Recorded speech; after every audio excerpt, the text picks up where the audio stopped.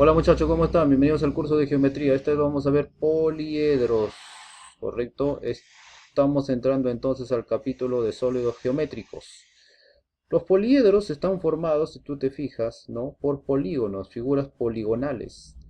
Como ya sabemos, los polígonos pues, pueden ser triángulos, cuadriláteros, hexágonos, ¿no? Dependiendo del número de lados que tengan sus lados. Y acá en los poliedros vamos a ver que un poliedro debe tener como mínimo 4 caras. Si tú te fijas acá, ¿no? Tiene mínimo 4 caras, acá sigue 6 y así, en adelante, ¿ya? Los elementos son las caras vendrían a ser todo esto, muchachos, fíjate acá. Toda esta partecita son las caras. Por ejemplo, esto tiene una región rectangular, ¿no? Su cara sería un rectángulo.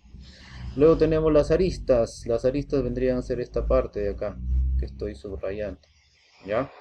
Los vértices vendrían a ser en este caso los puntos donde concurren, ¿no? Las aristas. El ángulo diedro es un ángulo formado por dos caras consecutivas. Acá te das fijas, mira, hay una cara y otra cara, entonces ahí se forma un ángulo diedro. El ángulo poliedro vendría a ser la unión de los vértices y la diagonal de un segmento desde un punto de una cara distinta hasta otra cara distinta, esa es la diagonal. ¿Ya? Muy bien, entonces familiarizarse con algunas consideraciones acá, por ejemplo, las caras, aristas, vértices, por el momento, al menos esto sí, ¿ya? Y con la diagonal. Los ángulos diedros y poliedros de repente todavía un poco, no mucho, ¿ya? Muy bien.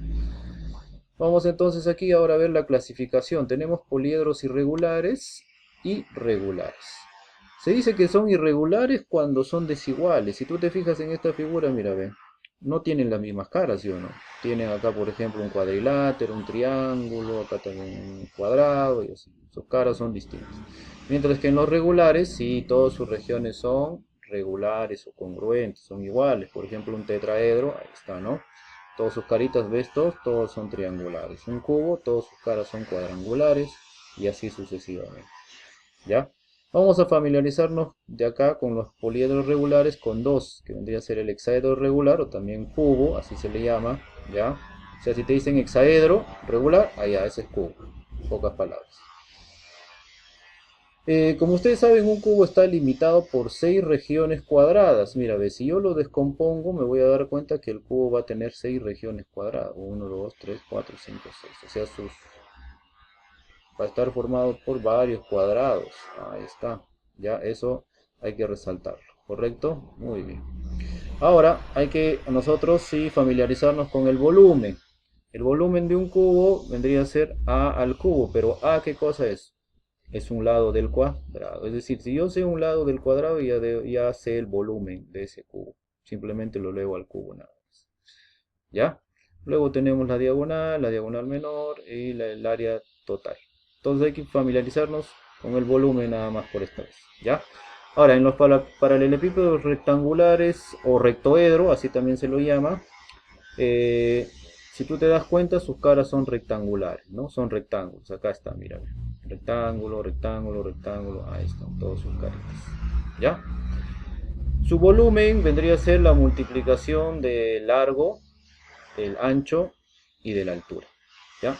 Un paralelepípedo rectangular en la vida diaria, por ejemplo, lo puedes ver, ¿no? En lo que vendría a ser las cajas de zapatos, ¿no? Eso vendría a ser, por ejemplo, un paralelepípedo, ¿no? Rectangular. Y los cubos vendrían a ser, pues, en los dados, ¿no? Por ejemplo.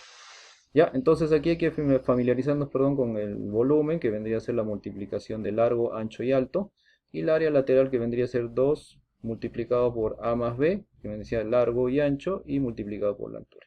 ¿Ya? Muy bien. Ahora, el teorema de Euler, esto es ya más para hallar, por ejemplo, vértices, caras, aristas, ¿no? ¿Correcto? Ahí está. Donde se cumple que los vértices más las caras va a ser igual a las aristas más 2. Muy bien, muchachos, entonces pasamos a los ejercicios. Nos dice acá, el volumen de un rectoedro, rectoedro, ya, ese es un, ¿qué cosa? Paralelepípedo rectangular, es decir, todas sus caras son rectangulares, muy bien. Nos dicen como dato que es 81 centímetros cúbicos, ¿ya? Dice, si el largo, ¿cuál es el largo? Es la parte de aquí, pues, ¿no? O esta parte de aquí es lo mismo, ¿ya?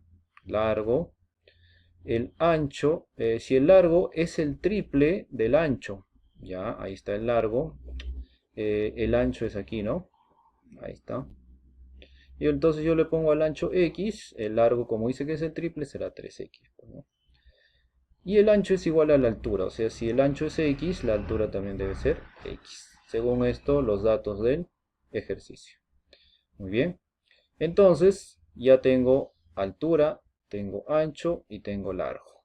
Entonces, inmediatamente eso me puede indicar el volumen, ¿no? Y efectivamente, el volumen me dan como dato. Me dicen que el volumen es 81 centímetros cúbicos. Entonces aplico, volumen es igual a 81 centímetros cúbicos. Pero el volumen aquí es 3x, x por x, ¿correcto? Entonces sería 3x al cubo es igual a 81, lo cual me resultaría que x vale 3. ¿Pero esto es lo que piden? No, me dicen calcular el área lateral. El área lateral de un rectoedro vendría, o paralelepípedo vendría a ser igual a 2 multiplicado por la suma de AB, es decir, largo y ancho, ¿correcto? Y multiplicado por la altura. ¿Ya? Ahí está. Podemos ver lo siguiente. 2 entonces multiplicado por AB, pero si ustedes A vendría a ser el largo, ¿no? Y B vendría a ser el ancho, y C vendría a ser la altura. ¿Ya? Ahí está. Muy bien, y esto nos sale 70 y 72. Muy bien, ahora vamos al otro. Dice, si los volúmenes de los sólidos son iguales, calcula X. Este es un cubo, ¿correcto? Y este es un paralelepípedo, ¿no? Pero nos dicen que los volúmenes son iguales. Vamos a ver. El volumen de un cubo sabemos que podemos hallarlo solo sabiendo una de los lados de las caras del cuadrado, ¿no? Entonces acá es X, pues, ¿no? Entonces será X al cubo. El volumen de un rectoedro, ¿no? O paralelepípedo es la multiplicación de los tres, ¿no? Es decir, largo, ancho y alto. Ahí está. 9 por 3 por 1. 9 por 3, 27. X al cubo es igual a 27. Entonces X vale 3. ¿Ya, muchachos? Muy bien. Ahora vamos a ver el siguiente, ¿no? Dice este problema. Se desea llenar la caja mostrada con barras de jamón Bolívar. Todas del mismo tamaño. Acá están las barritas del jamón Bolívar. Acá también los dibujé. Si se colocan tal como se muestra en la figura, entran 3 jabones de largo. Ahí está, ¿no? De largo, 1, 2, 3. 6 jabones a lo ancho. 1, 2, 3, 4, 5, 6. Acá sería, bueno, perdón, ancho. Acá 1, 2, 3, 4, 5, 6. Y de alto, dice no, y 10 jabones de alto. Acá va a haber 10, ¿ya? Muy bien, nos guiamos de aquí porque acá solamente lo he dejado para poder, digamos, representarlo. Entonces, ¿esta figura qué es? Esta figura de acá, ¿qué es?